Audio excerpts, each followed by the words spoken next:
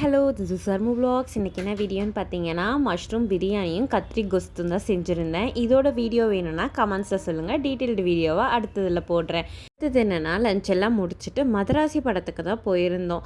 அங்கே பார்த்தீங்கன்னா ரொம்ப எக்ஸ்பெக்டேஷனோட போகல. நாங்கள் ஒரு ட்ரெய்லர் கூட பார்க்காம தான் போயிருந்தோம். எனக்கு என்னமோ பர்சனலாக பிடிச்சிருந்தது. இப்போ என்னவோ தெரியல, படம்லாம் பார்க்க ரொம்ப பிடிக்குது. அதுவும் இந்த மூவியில் வித்யுத் ஜாம்வாலோட ஃபைட் சீன்ஸ்லாம் பார்த்தீங்கன்னா அவ்வளோ சூப்பராக இருந்துச்சு. எனக்கு ரொம்ப பிடிச்சிருந்துச்சு. சிவகார்த்திகேயன் சாரோட ஆக்டிங்குமே பயங்கரமாக இருந்துச்சு.